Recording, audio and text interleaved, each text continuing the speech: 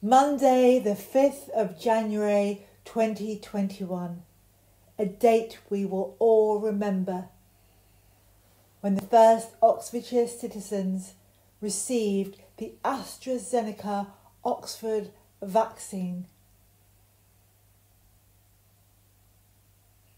Shortly followed that evening by Boris Johnson telling us all that we're going into a second lockdown. Oh, well, what's it like here in Oxfordshire? Some working parents want kids to go back to school because school closures directly impact them, whereas others are absolutely terrified of their children going back to school because they could catch COVID. Teachers don't want schools to open because COVID spreading around their school directly impacts them, although many are freelance and want to get back to school. NHS staff want a full lockdown because sick COVID patients directly impacts them. Business owners want to carry on as normal because lockdown directly impacts them. People with physical health problems want everyone to stay socially distant because catching COVID could kill them. People with mental health problems want to spend time with people because isolation could kill them. Some can't wait for a vaccine because they believe it will bring back some normality. Some are terrified of a vaccine because they believe it could harm them. We are all going through this, but none of us are going through the same thing. Some face crippling financial challenges, others face heartache. We don't all have to agree with what is best, because what's best for us won't be necessarily best for everyone. We don't have to understand what others are going through or even respect it. But we do try to need to somehow stick together and keep loving each other no matter the differences. We need to be mindful when things during this pandemic go the way that we want it to, it could be devastating news to another person. Me, on the other hand, well, I'm pacing my bungalow like a caged animal, desperate to be able to walk. I'm not raising money like Captain Tom, but would like to raise awareness for a cure for MS. A phenomenal day today here in the UK, Oxford. The first Oxford vaccine, Astra Zeneca vaccine, was administered to patients. A historic day indeed.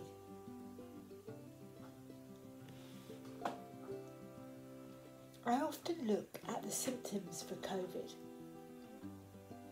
and think, gosh, many of these apply to my condition, multiple sclerosis, and in some ways I've been in lockdown since my mid-30s.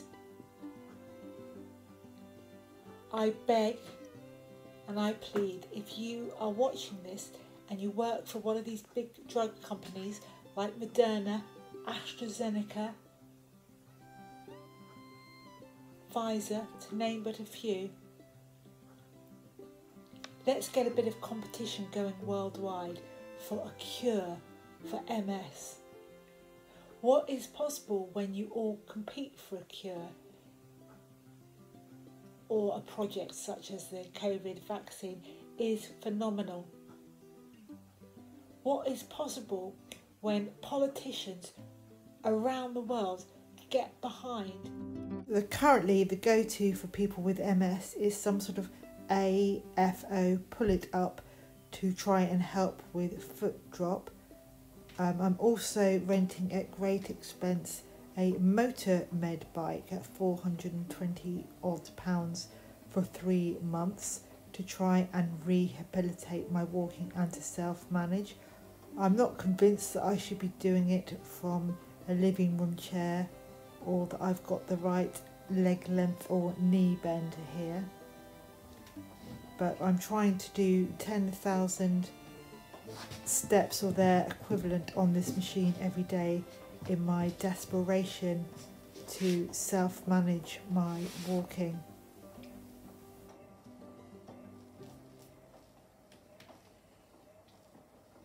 As you can imagine, it's quite repetitive and laborious task, and I'd rather be starting a family or working, but unfortunately my lack of mobility means that I'm not able to do either. So here I am, cycling away.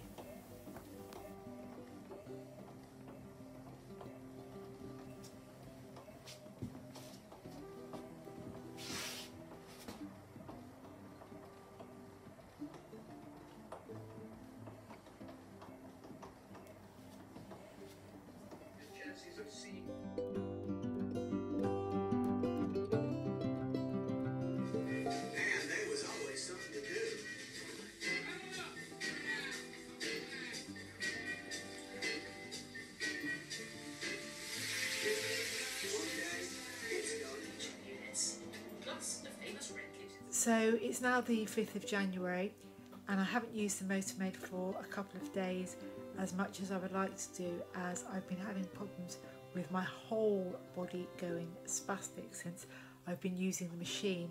And also, unfortunately, I don't know whether it's done something to my bladder, all this exercise on the bike all of a sudden, but I've now suffering with incontinence again, so that's put me off of using the bike as well.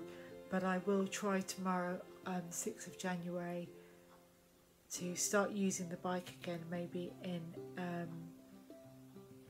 just a couple of thousand steps a day rather than the 10,000, and see where that takes us.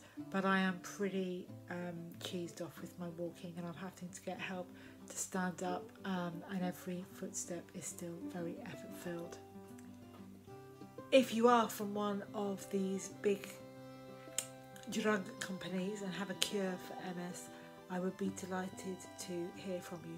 Who knows, Oxford have found the cure for the COVID vaccine, so I'm hopeful that these game changers and mavericks are still floating around the various Oxford hospital buildings and can look at finding cures for conditions such as MS.